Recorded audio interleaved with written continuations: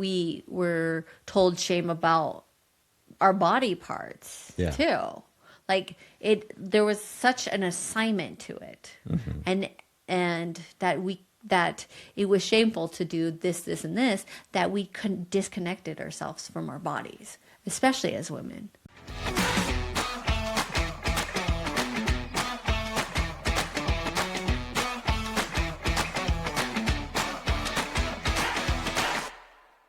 Welcome to Startup Spouses, where we help entrepreneurial couples take their relationship from mediocre to mind-blowing. I'm Marie, a relationship and sex coach. I'm Adam. I am a business coach. The less exciting of the two, I'm sure. So I get to have a little bit more fun. That's right. Just a little bit more. Just a little bit more. A little bit more fun. Yep. Should I feel guilty about that, though? Of course. Yeah. You should always feel shame is what I've learned, is what I think we've learned throughout our lives, is you should always feel shame, right? Yeah. Yeah. What is the difference between guilt and shame? I'm putting you on the spot. Guilt and shame. I don't know. Like, what day of the week is it? Right? I don't know. I've been kind of, I've felt my fair share of both. I think guilt is just like feeling bad about a situation, like something that happened, like that you feel you caused or something, or you feel guilty about a specific situation. Like I feel guilty that I ate the last cookie. Yeah. Right. Shame is, I feel guilty about, I feel the effects, I feel the emotion of shame around eating that, like deep inside, like this, I'm internalizing that guilt in some way. Like I'm a bad person for doing this, and you're basically assigning that shame to your identity. Is that right? Yes, that was very good. Thank God. Woof. Got it right. So why is this why are we bringing this up in relationships? Well, that's a good question. I think hitting that tennis racket right back at you. Why is shame such an important topic within relationships? Because I think that we do. If we want to be fully honest with each other, we are taught things when we're younger, and we project that sort of stuff onto our partner too. Yeah. Of shame and guilt and stuff like that. Like how we raise our kids, how we're supposed to be in society, and even in sex and sex. Yeah. Uh-oh.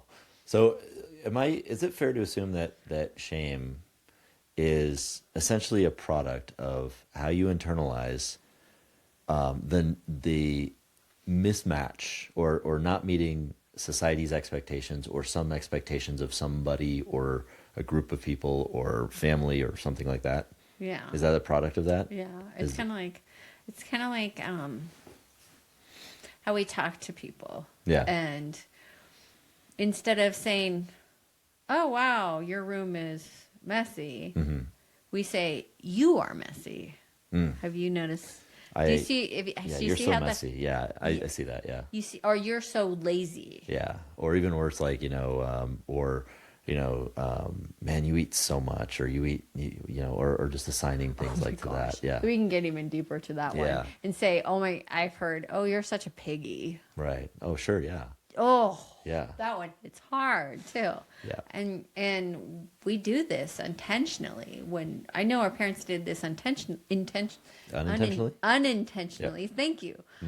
Because of the fact that that's how they learned things that, and a lot of people think that shame or guilting somebody is going to motivate them to do something. Yeah. There's something out there that.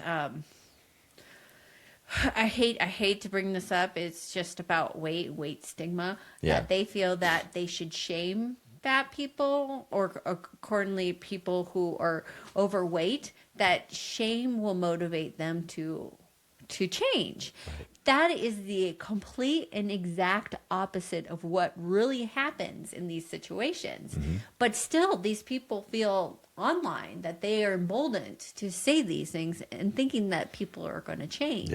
Yeah. When in reality, I think the shame should be on people who dive into a pool in jeans or a cold plunge in jeans. That's just getting a little weird. Yeah, it's the whole thing of like if you're in that group of people and you know who you are and you're shaming people, maybe look in the mirror. Maybe do some self-reflection is what I'm saying. But anyway, I think to that point that's a great example, and I think I think there's a lot of examples where that happens. And I also feel like shame in and of itself is something that we do maybe inadvertently get from how we've grown up, or we get through these intentional messages, like you're saying, from really despicable people that have influence, that are trying to shame people. Mm-hmm. We also get it from ourselves. Yes. Right. And I know that I've grown up with a lot of self-imposed shame that wasn't even necessarily there's no real necessarily rhyme or reason about it. You could just dig into it, and it's where it came from. But the self-imposed shame was, especially with my alcoholism, was like, okay, I'm drinking, I'm hiding it from somebody. There's a mismatch of values here where I wish I didn't drink and it to excess in the way I do, but I feel so shameful and I can't stop, and I'm hiding it from people, and now I'm basically in a shame spiral, mm-hmm. right? And I attached a lot of that to sex as well. Yes. Because I didn't have like much of a sex education growing up. I mean, except for, maybe the PE teacher sharing one day what a penis and a vagina were, and then that was it. And like, okay. And then all else was left up to my imagination and everything that I was conditioned to believe by romantic comedies. And then, of course, like I felt a lot of shame for even having desires or things like that, or just being or just the idea that like when I'm like conditioned to believe, especially in the 90s, like growing up, that women didn't want sex, and we as men were supposed to like pretend or not. We're supposed to do this weird dance of not coming off too strong as sexual beings, because women were like, oh my gosh, that's all he wants is sex. And then like being deeper, and then there was just like this thing that I just attached a lot of shame to sex, and just decided I'm not a sexual being at all, and it's not an important thing to me, and so I'm not gonna deal with it. I didn't realize till I was in my 40s, hey, I actually really am a sexual being, and I really enjoy it. Yes. Yeah. So curious to know your thoughts on a lot of that stuff. That's a lot. Like, yeah. Like I guess I went a lot of places there. Sorry if I like pushed that in like. Oh my goodness! Oh, like let's decompartmentalize everything. Because you spoke about a lot of different types of shame. Yeah. You're talking about your like whether or not it's your parental shame from your parents. We talked about then shame for yourself, mm-hmm. but shame from culture. Yeah. And then there's shame from religion too. Oh yeah. Yeah. Mm-hmm. To keep you to keep you in line. Yeah. Keep you separated to make sure that you're not doing something that's considered bad. We even assign shame to food. Right. When it's just food. Yeah. If you really think about it, break it down. And I know you can look at the science, and science will show you. You break down a food, and it's either fats, carbs, or what am I missing? Protein. Protein. Thank you. Of course, that's all the rage, though. Right. So, but those three things are in each food, mm-hmm. or in food. Yeah. It doesn't matter if it's a pizza or it's just a macronutrient. Right. Yeah. It will break down in your body the same exact way. Mm-hmm. Some have more nutritionally dense foods, and some don't. But they all break down as fat, carbs, and proteins. Simple. It's very, very simple. But we don't assign that. We want to make sure that you're not eating this type of food. So we shame it and say you're not. Mm-hmm. No wonder there's so many issues around food. You mean Mike Tyson was wrong to tell me that of all the stuff he I told me am not that was going surgical? into that. That's a whole different subject matter we're not going into right now. But it's kind of like that the fact that we're assigning different types of food. So what you're teaching your child is that if they put this food in their mouth, they are bad. Have you ever noticed that? Oh, yeah. Like if you ate Ice cream. Because you're self-soothing. It's okay to self-soothe. Part of that is food. But if we attach another thing to it, like you are bad because this food is bad, Right. you are also internalizing that's that's on double levels of how, that's feeding into that system of shame. Yeah. Right Yeah. there. So how do we separate out then the behavior, which maybe obsessive, maybe excessive in certain ways, going to alcohol or eating or whatever, either restricting or over consuming. How do we navigate that without going down into the shame element? Like how do we I guess self-assess for that so we don't imprint that shame and then kind of go down that spiral? Well, let's just back up and show you how alcohol did that for you. You had a need. Yeah. You used the tool of alcohol. Right. You ingested it. You got positive results. It hit your serotonin receptors or dopamine receptors. I can't remember which one it is right now. Yeah. It did all the right things for me. Yeah. It was in a that solution. moment, Yes. that worked. Yeah. So you kept using that tool. Right. Now, was it the right tool to keep using? No. Yeah. Not when it became destructive. No. No. It lost it because it became. They say first it was fun, then it was fun with problems, then it was just problems. And by the time it's just problems, you have a problem. You have an addiction that is hard to break. Yeah. And I think that's where, when it's just problems, I mean, you start when it's fun, you realize that positive reinforcement is really, really strong. And everything else to that point, and you look at smoking, like smoking is the same way. Because because everything else that you do in your drinking or addiction career is trying to chase those first feelings that you had. Yeah. And even with smoking, it's the worst because like that first cigarette, it's like the first puff is that one like, oh my God, this is amazing. I want this over and over again. And then it immediately become conditioned to it. And it doesn't have that effect ever again. But you keep doing it. Why? Because you're chasing that effect. And now it's so bad when you stop because you've basically had that that hedonic adaptation basically that it never that when you stop things just feel worse.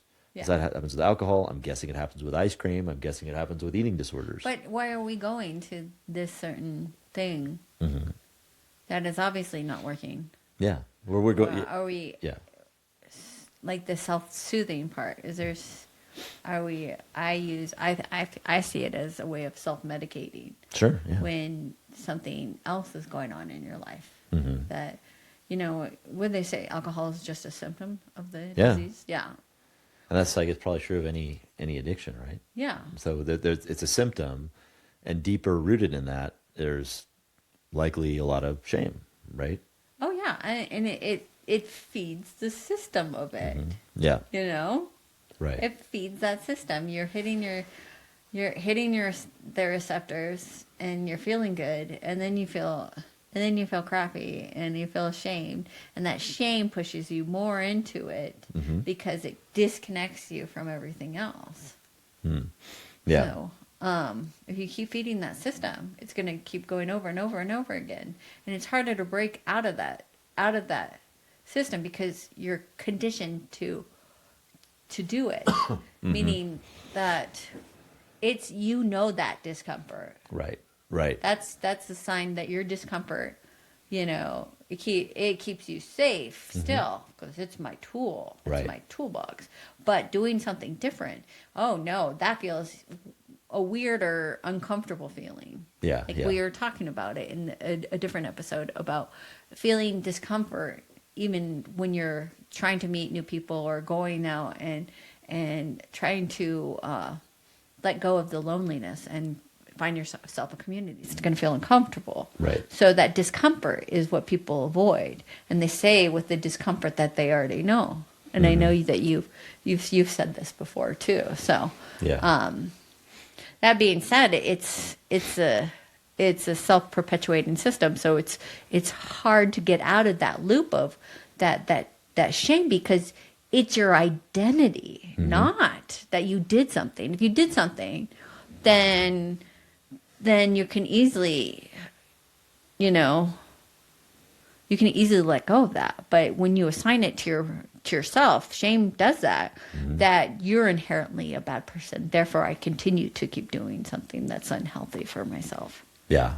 Yeah. And that makes a lot of sense. I think so when you're in that shame spiral, how, like, a lot of that, first of all, like, if you're in the midst of addiction or alcoholism or an eating disorder or of any kind, of any of those stripes, or any kind of flavor of addiction, there's help for that. There's a support group for everything. We talked about the value of community, and please get help, because there's that. And I would say that I would go so far to say that the shame that you're running from is going to be an emotion that you feel, but it's not a productive emotion.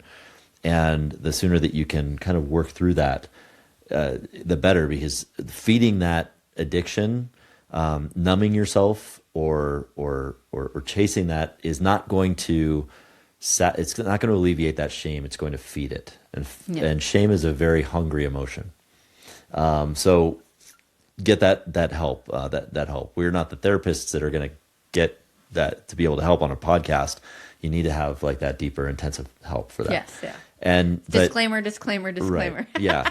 So I think that's like some of our coping mechanisms when it comes to shame is those kinds of things. And certainly, working with a therapist that understands the disease and understands those mechanisms is an important step. Not listening to Instagram influencers that are telling you to eat more protein, or guys in jeans that jump into cold plunges. That's not how you do it. But what I think, going back to like the idea of what shame is, and how we feel that shame. So speaking about like, I don't know, should we get into this sexual shame conversation? What do you think? Yeah. Yeah. All right, let's go there. All right. Because I think this was, world. I think this is a world that a lot of people live in. And I think this is a world where when people are vulnerable about sexuality, there's a lot of risk of shame in that.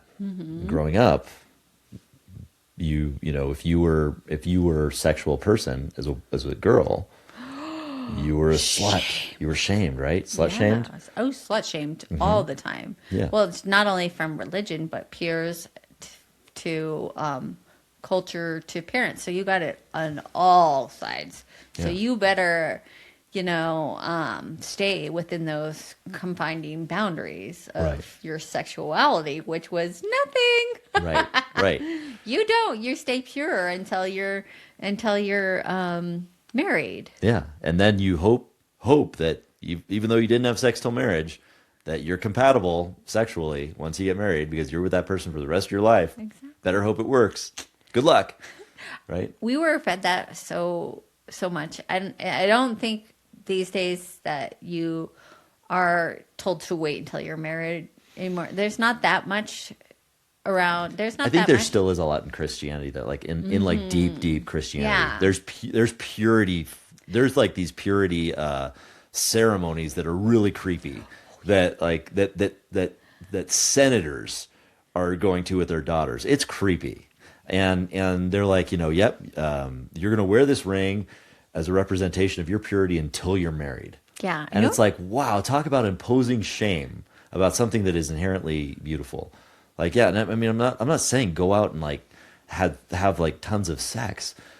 It's like anything else, but if we're going to imprint shame on this because of some kind of religious control aspect, where I don't think any of the red words of Jesus ever said anything about that.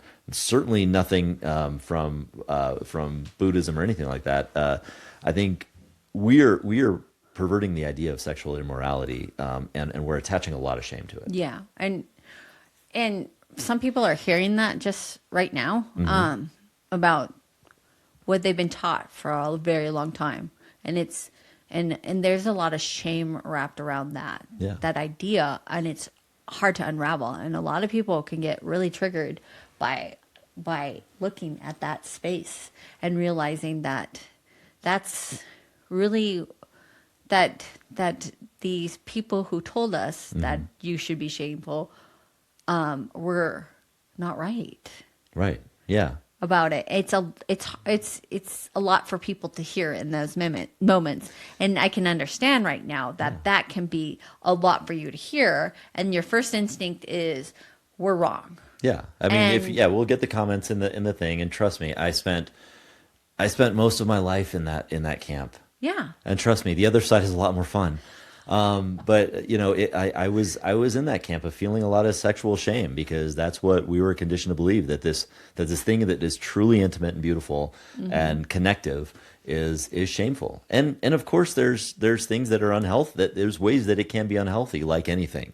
Yes. But when it is consensual, when it's loving, when it's free of any kind of alterations, so to speak, in your brain, Yes. it can be a very beautiful and enjoyable and fun thing. Yeah. And that's what it's meant for. Safe and everything like that. But yeah. Yeah, it's hard to peel back these layers of what we've been taught all these many years, and sharing that with individuals. I know that for people who share it with me, I give them the space to let that unravel, because it's so vulnerable. Yeah. To be like, I like this. Yeah. And speaking this into existence is shameful for me, because I've always been taught it that way. And Right. giving that space is amazing. If you can give that to your spouse, it's just like, there's a level of freedom that you can have, and the level of love and openness that you can feel from your partner, if you can give them that shame-free, judgment-free space to say what their needs and wants and fantasies are, is so important. Right. Yeah. And checking yourself, why if what they say, why is that triggering me? What about that? Why am I feeling uncomfortable around that space of what they're saying? Yeah. And it's like looking inwards, because it's your own conditioning. But how do you feel when I give you that space, that ultimate ability for you to tell me your needs, wants, and desires? Yeah, I mean, that space that you provided for that, for me to share my desires, my wants, my needs, without shame, without any kind of like judgment or sharing of like clutching of pearls. That was the most freeing thing that I could have ever got. Yeah. Because again, I spent most of my life feeling like you know, learning that like, for whatever reason, again, self-imposed shame around the idea of sex, meaning that like, well, it's not something we talk about. We never talk about it. We're going to, but with your spouse, you're going to do it, but you're not going to talk about it. And we're also not going to share any kind of fantasies or desires or wants or anything like that, because we wouldn't want to hurt or offend our spouse by sharing like what's deep in our psyche or heart. Because why? That's sinful. All of it's like really bad. The things that, you know, that might be out there or something like that, or things like that might shock or offend somebody. And it's like, and I'm not even talking about like extreme things here. It was just the idea that anything other than like regular missionary sex is just like, it's like, oh, that's taboo. And no, it's actually kink. Yeah. Did you know? Yeah. That anything above missionary, so you're already kinky. That's right. So might as well just lean into that. I do. I mean, yeah.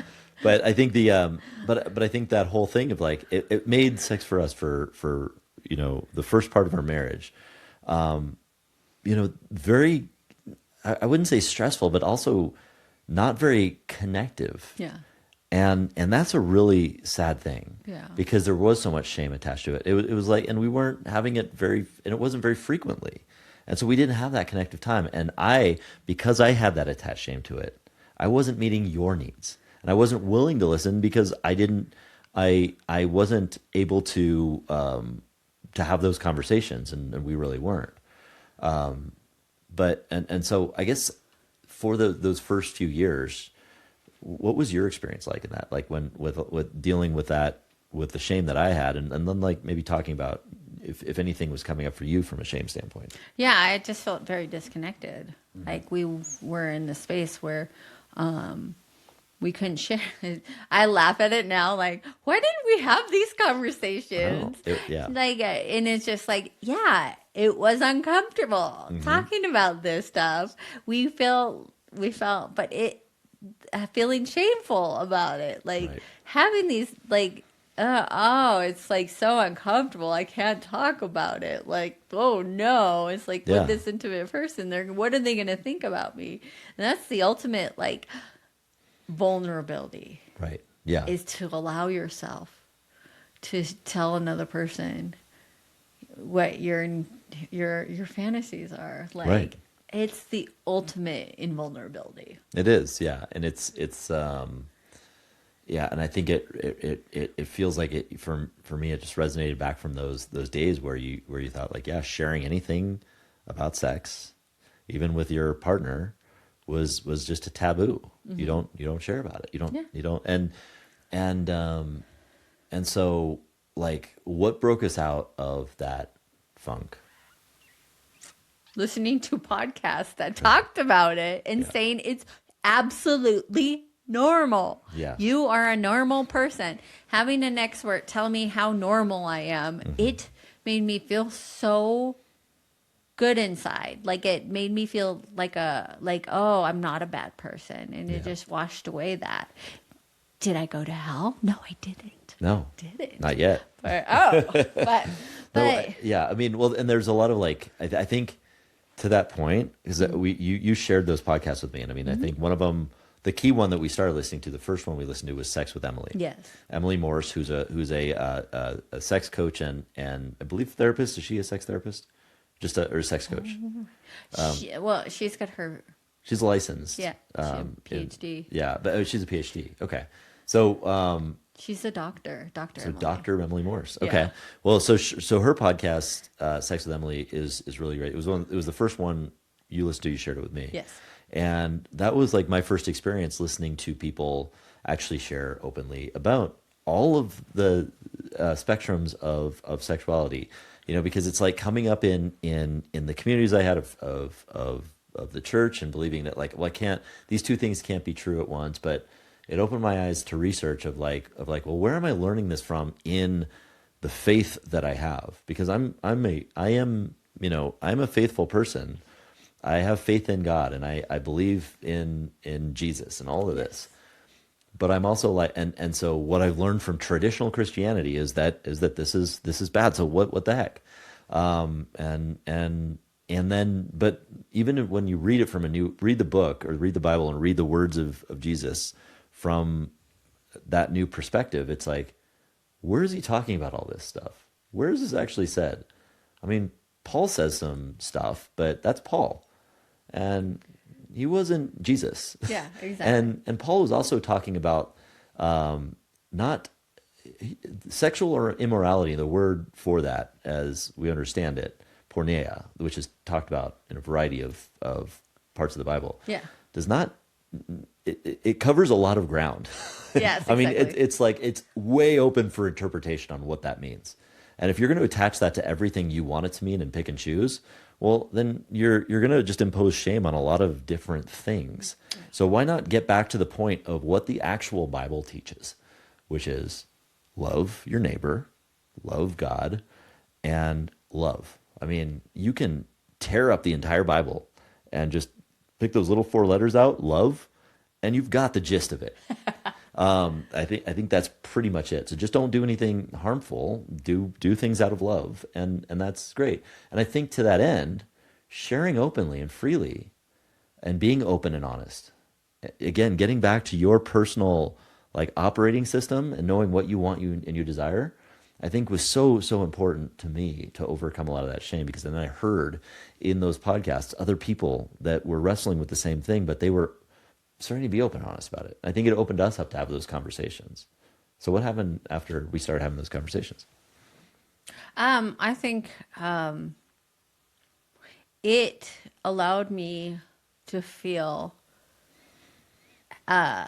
secure in my own body. Like it allowed me to feel it, like definitely, like actually feel and be okay in my own body, which is really interesting because before that we were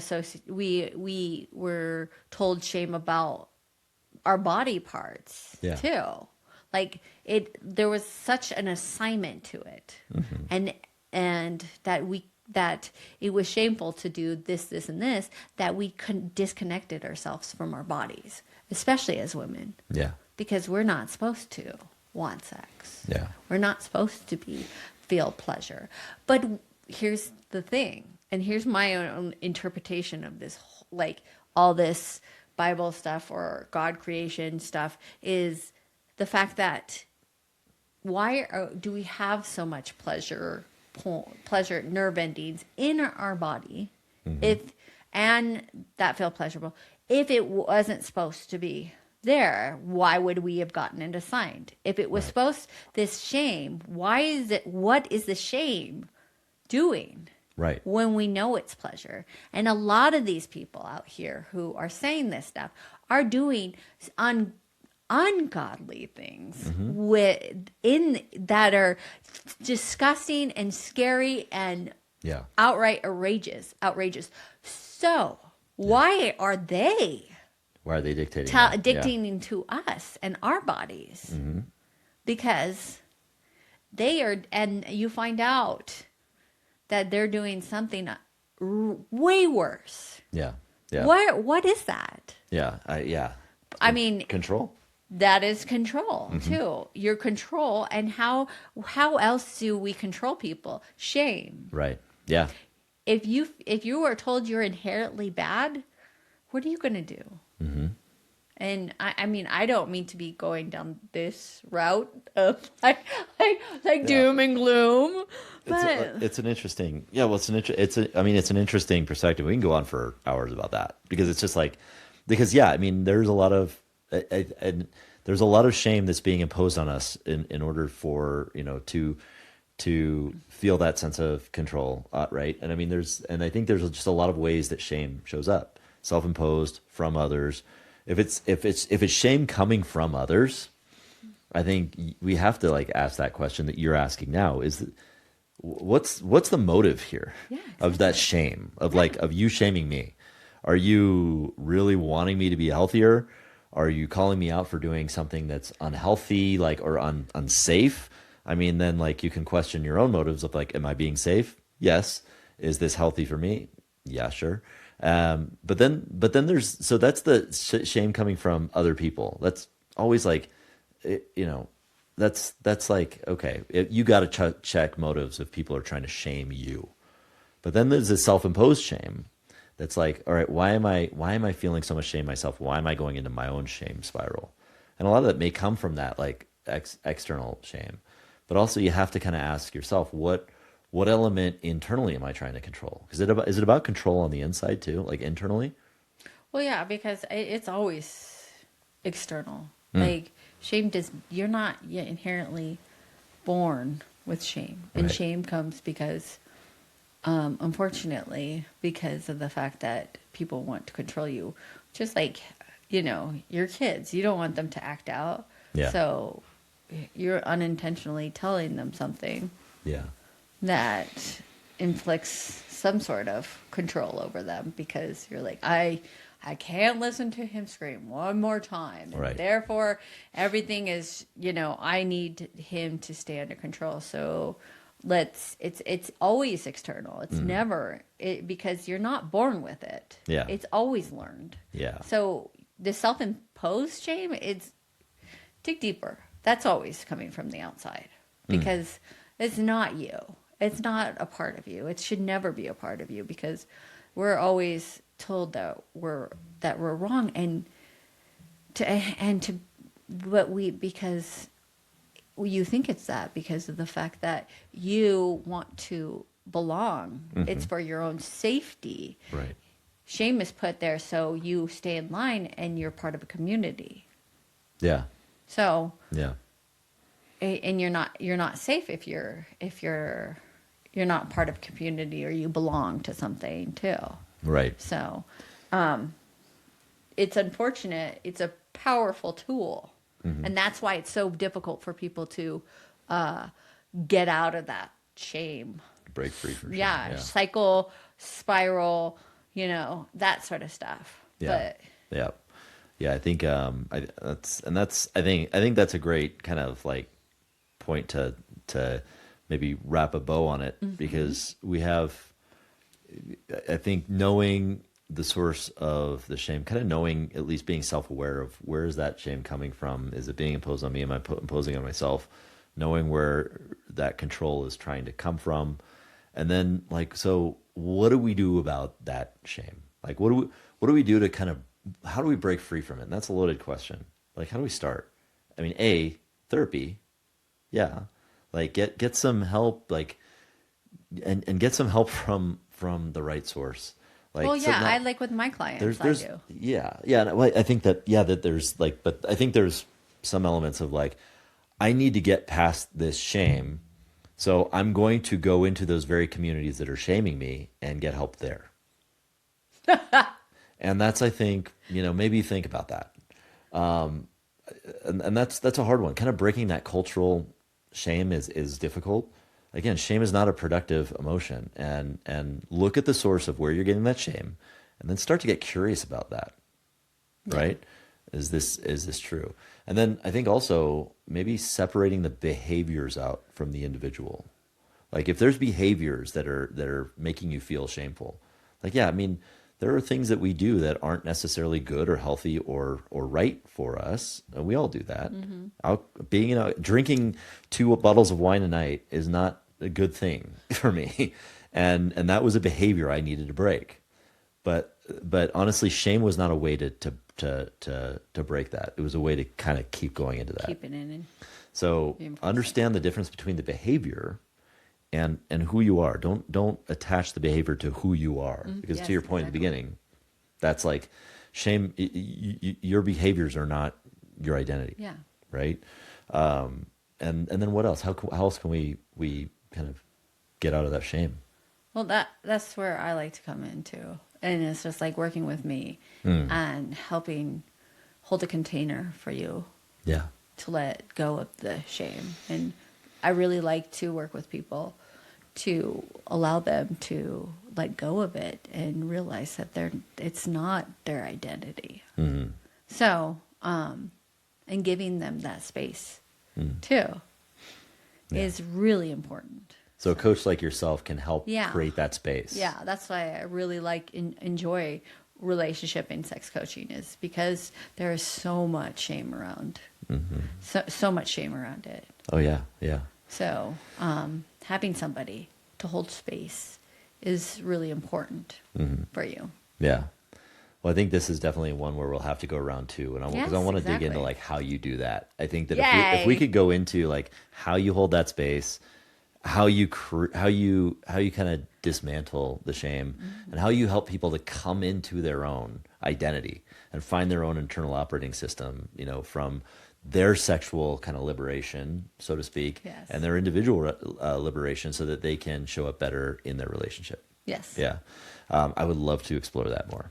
I think that would be good. Welcome that too, that opportunity. So. Yeah. But in the meantime, what I would suggest that all of you do is we have a resource on our, in the show notes. If it's not there yet, we're working on it, on getting it in there, but we will have it in there very soon.